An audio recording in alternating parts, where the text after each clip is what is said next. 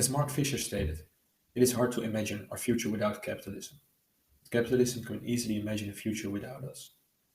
This is Homo Novus. Thank you for watching this video.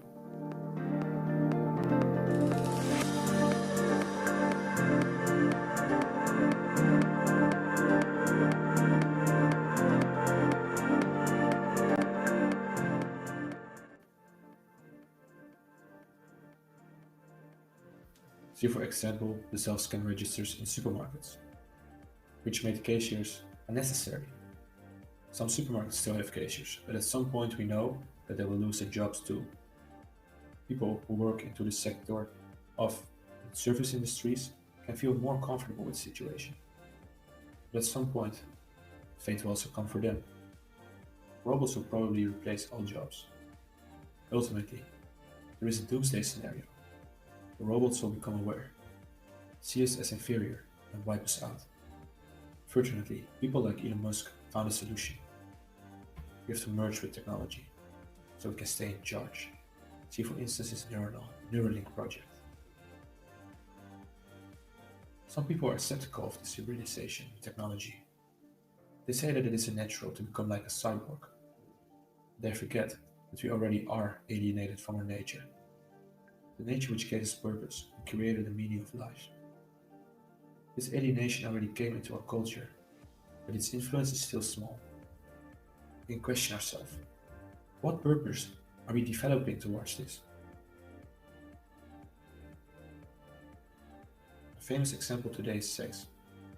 Sex is for the Homo sapien more than just reproduction. It stands for something sacred, with religious significance. A big part of the culture and human purpose is built around it through romance. We can see that in how much influence it has on movies and literature. The capitalist reality shows, however, no mercy for this tradition. One child of this reality is pornography. It came into our society as a substitute for single men. It became a substitute for all, as you can see at the US Census in 2014. Porn provides more stimuli than regular sex and does not cost money or effort. By that, it's more cost efficient, searching for real love. People think that porn will never replace real love. The new trends indicate otherwise. Statistics in Japan show that the youth is increasingly less interested in marriage or finding a real partner. This suggestion is confirmed by studies which show a relationship between pornography consumption and a lack of interest in regular love. Pornography doesn't just take away the original way of romance, but also take away a significant part of our culture and meaning of life. And by now, we just talked about one development.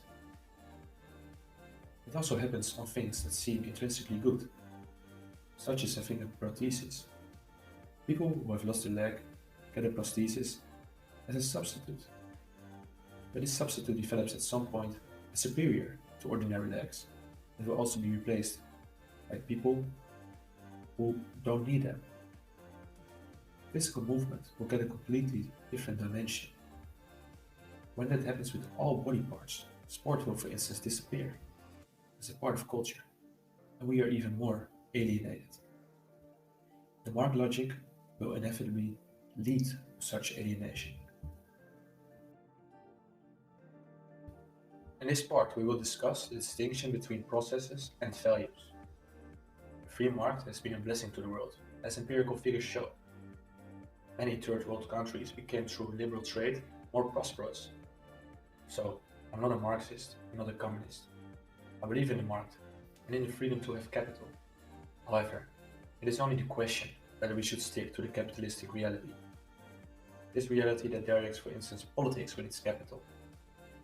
The most popular example in this are the lobby groups that support the campaigns of politicians with their money, or colonizing scientific studies and media.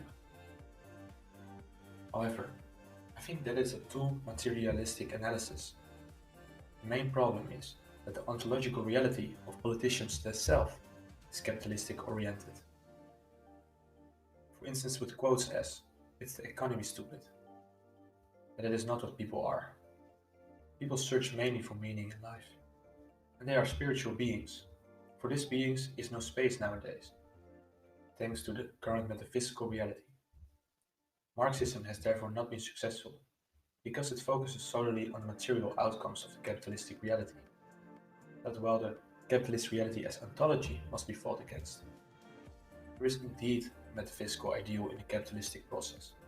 It is based on hedonism, with cost-efficient thinking to fulfill those wishes. Statements like, it must be making money, is to serve market demand but is unable to control itself, and has no higher virtue. The higher principles have to change behind this. Cost-efficient thinking is fine, pleasure is good, but it must be subordinated to the virtues. If that is not addressed, you will eventually step into that utilitarian machine from Nozick. That sounds extreme, but today we increasingly fill up our emptiness with antidepressants. It stimulates an artificial serotonin production, which makes us feel that we are doing well. It is a step towards completely artificial happiness, a horror for many people. The question is whether it is avoidable. Tackling the porn industry costs money, and the market have no incentive to stop selling antidepressants. So we will constantly combat artificial problems with artificial solutions. It must be said that artificial solutions can certainly work temporarily. They are from a sociological point of view a substitute for ancient culture and virtues.